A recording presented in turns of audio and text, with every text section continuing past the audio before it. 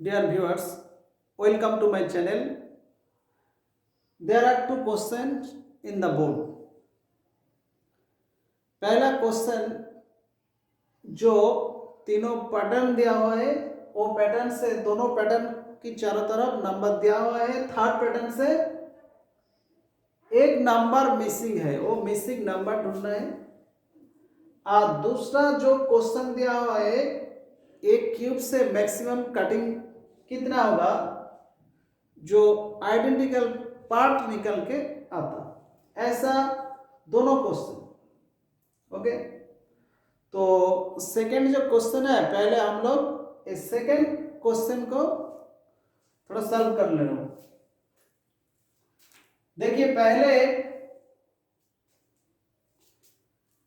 ये जो वर्ड है ना आइडेंटिकल, ये आइडेंटिकल इसका मीनिंग है सेम, बराबर। इसका मतलब ये नहीं जो पार्ट निकल के आएगा वो भी क्यूब होगा, ऐसा नहीं बोला। क्या बोला? आइडेंटिकल बोला। आइडेंटिकल बोला मतलब जितना पार्ट आ जाए ना, पार्ट आइडेंटिकल मतलब यही होगा एवरी पार्ट का वॉल्यूम सेम हो सकता है, सरफेस एरिया भी सेम हो सकता है, लेकिन वो क्यूब होगा ऐसा मेंशन यहाँ पे नहीं है। देखिए पहले एक लाइन को दो टुकड़ा करने के लिए एक बार काटना पड़ता है, एक बार से। तो पहले एक बार काट कर दो टुकड़ा मिल जाएगा, ठीक है। तो ऐसे अगर ये जो एक सॉलिड फिगर समझ लो, एक सॉलिड फिगर, ये सॉलिड फिगर क्यूबॉइड्स समझ लो, क्यूबॉइड। एक क्यूबॉइड को दो टुकड़ा करना चाहता हूं तो ऐसा अगर कट कर दूं मिडिल से तो दो टुकड़ा हो जाएगा, ठीक है। दो टुकड़ा मिली तो ए और ए दोनों टुकड़ा आइडेंटिकल हो सकता है, मतलब इक्वल वॉल्यूम हो सकता है, सरफेस एरिया भी इक्वल हो सकता है, लेकिन ये दोनों क्यूब ऐसा नहीं बोला। तो एक क्यूबॉइड से बोला। मेरा क्वेश्चन था क्यूब से। देखिए एक क्यूब से, तो जो क्यूब है उसे कितना 125 आइडेंटिकल पीस। ओके, तो एक क्यूब देखिए ऐसा हो सकता है क्यूब।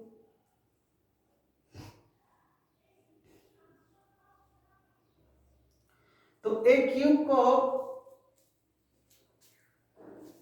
जो काटना पड़ता है तो लेंथ बराबर काट सकता हूं, ब्रेथ बराबर काट सकता हूं, हाइट बराबर, लेंथ ब्रेथ एंड हाइट। इसे लेंथ ब्रेथ हाइट, तो लेंथ ब्रेथ हाइट बराबर भी काट सकता हूं।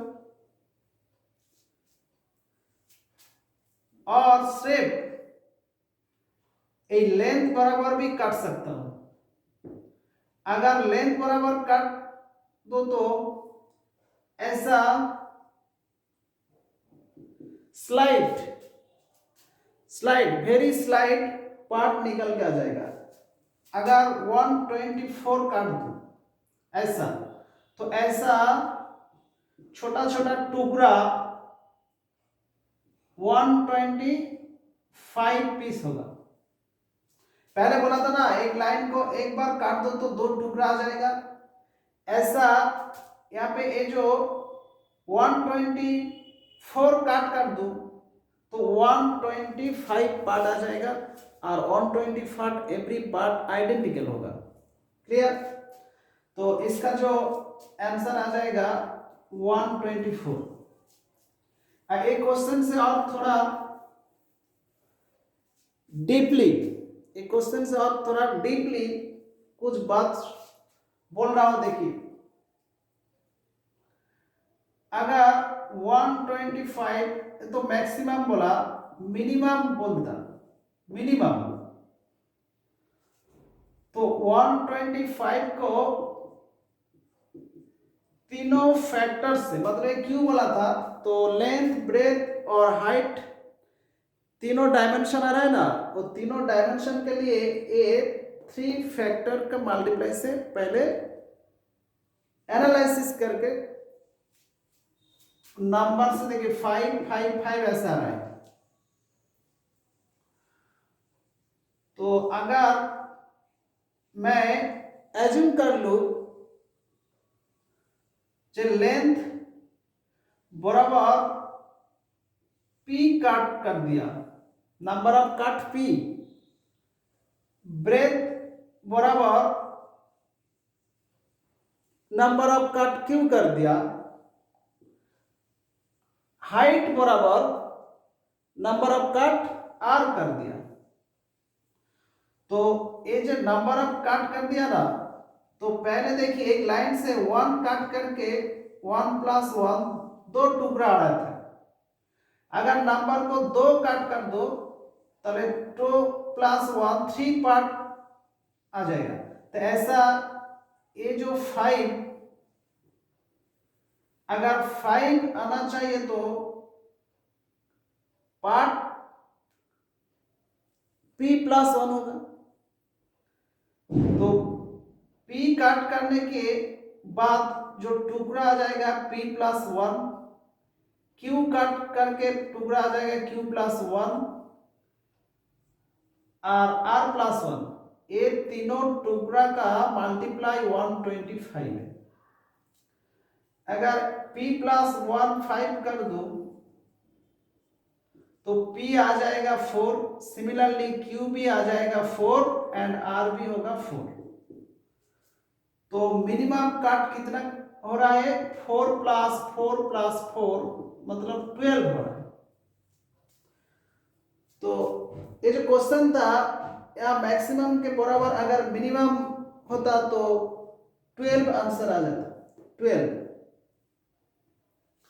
और देखिए ये जो 125 को हम ऐसा लिख सकता हूं 25 × 1 × 5, ऐसा भी लिख सकता हूं।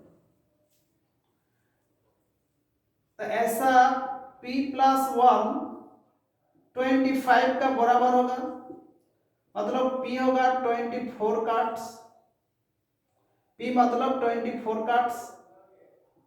1 का बराबर q + 1 होगा, q + 1 अगर 1 ले लो q 1 होगा, और 5 r + 1 = 5 r 4 होगा।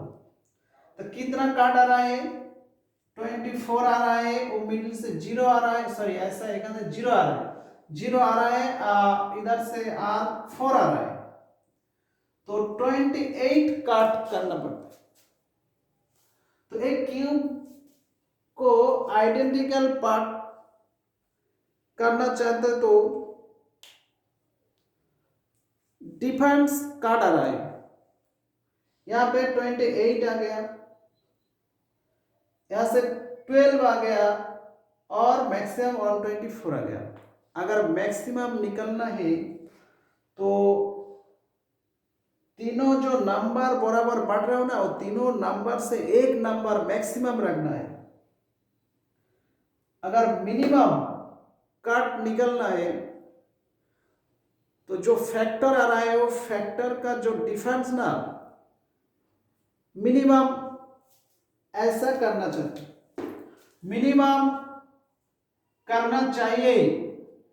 पहले 5 5 5 ऐसा कर दिया, और दूसरे देखिए 25 1 5, यहां से काट आ रहा है 28, और ये जो पैटर्न यहां से काट आ रहा है 12। क्लियर?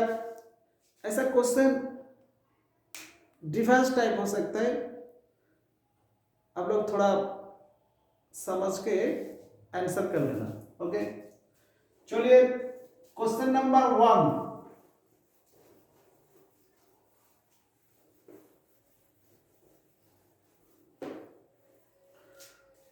क्वेश्चन नंबर 1, ये जो अल्फाबेट दिया हुआ ना सी एच एंड जे, अगर अल्फाबेट हम लिख ले A B C D E F G H I J K L ऐसा, तो सी का पैटर्न जो नंबर आ रहा है ए बी सी, अगर ए के 1 बी को 2 और सी को 3 ले ऐसा नंबरिंग करके, तो एज कितना आ जाएगा 1 2 3 4 5 6 7 8 आ जाएगा और जे 10 आ जाएगा। तो पहले पैटर्न से C26 2 A4 A3 A5, देखिए C3 क्या बराबर, C3 का बराबर, तो C का मतलब अगर 3 ले लूं और जो एक कॉलम वाइज मतलब परपेंडिकुलर वाइज कॉलम वाइज 2 3 5 2 3 5 ऐसा है। अगर 2 3 5 ऐड करके कितना आ रहा है 10 आ रहा है। इसके साथ जो राइट साइड का नंबर है वो मल्टीप्लाई करके जो लेफ्ट साइड का नंबर है वो थोड़ा सब्ट्रैक्ट कर दो। तो 2 3 5 ऐड करके 10 आ रहा है, उसे 3 मल्टीप्लाई करके 4 अगर सब्ट्रैक्ट कर दो तो 30 माइनस 4 26 निकल के आ रहा है, मतलब C26 था। सेम पैटर्न अगर दूसरे से हम निकल दो तो देखिए ये जो एज है, एज का जो वैल्यू है 8, तो इसे 8 बराबर होगा। तो कॉलम वाइज जो 4 8 4 था, 4 प्लस 8 प्लस 4 से सम करके उसके साथ 5 मल्टीप्लाई करके पहले जो नंबर 10 वो सब्ट्रैक्ट कर दो, तो कितना आ रहा है 16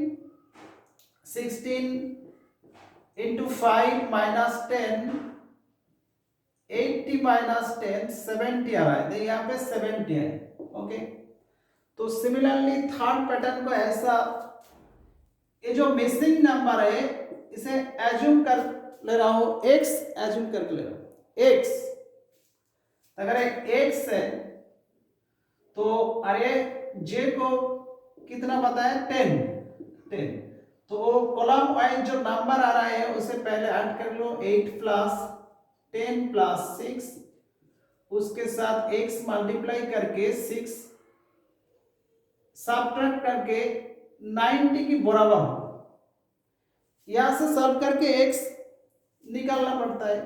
और देखिए 24 into X is equal to 96, x इज इक्वल टू 4 आ रहा है, देखिए सी ऑप्शन।